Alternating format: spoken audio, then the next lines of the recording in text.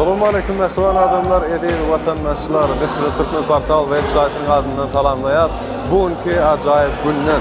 Bugün Malta'ya tiyirleşine diyali yurdumdan Aziyada. Asortu paytahtımız Aşgabat'ta yerleşen Aziyada şehrinin en mürgüdür küçüklerinin birine Türkmenistan'ın elbette Bedenteri ve Spor Bardakı Devlet Komitetinin çeklerindeki Türkmenistan'ın Milli Yay Atıcılık Federasyasının kurulmağına yürüytü bizim illeşlerimiz için. Asortu bağışçılar bilen bloggerler, internet seyircilerin köpütünün seviyesini kalan adamlar bilen bu ülkeyle kıvırçığının arasında bəhsləş geçiriliyor. Bizden yürüytü tiyirleşine diyalı mehribanlar Türkmen Portal web saytımız tarafından ehli kollovları kemayetler edip hizmatta şöpünde çıkış ediyat ve şu taraftan bolup geçen ehli algılarını da yetirmek için geldik. Bellatim ile şu fırsatta geçen gedek bəhsləşik jurnalistler bilen bloggerlerin arasında geçirilipti. Bizim web saytımızdan sakın halli ve katnaştığı elbette jurnalistler topar yenizi oldu. Bu gedek bloggerlerle bağışçılar kim kimi yenerke baştına tomaş ediyat.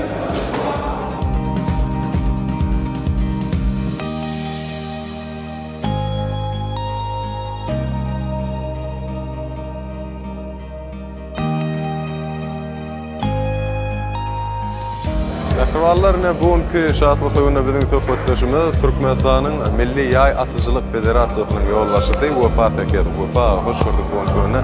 İlkinci nöbette şeyler çakılıp bilen çıkanımız için köp sağ olun. Şeylerek yukarı dereceli bəhsləşin geçiriyorlar için.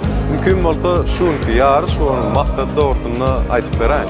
Elbette Yunus şunki yarışımız geçirilen esas bir maksadımız bolup duruyor. Yani şu yurdumuzda bir esas yay atıcılık sporunu has bir yayvanlandırmak, has bir zekilini, türgünler bir yetiştirip şu sportun yurdumuzda da bir gowy bir östyan sportun hatlarına girdip bir gelecekte bir Türkmen türgünlerini halkara yarışlarında şeylik hem yurdumuzda geçirilen yarışlarında bir ulu neticeleri görkezip bizim yaşıl tuğumuzu alatmana parlatmak bolup Tiyirleşime deyal türgünler hem tayin doğrular.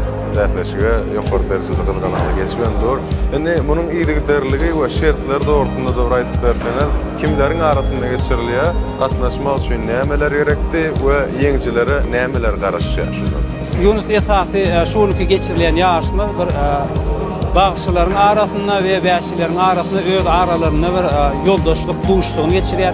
Benim şu fırsatın peydalanıp kahraman arkadağlı kahraman terdağında köp dağılmasına aydiyan kahraman arkadağlı terdağının canları sağ olsun, tutuyan tutumları işleri bundan beylak emri vazat.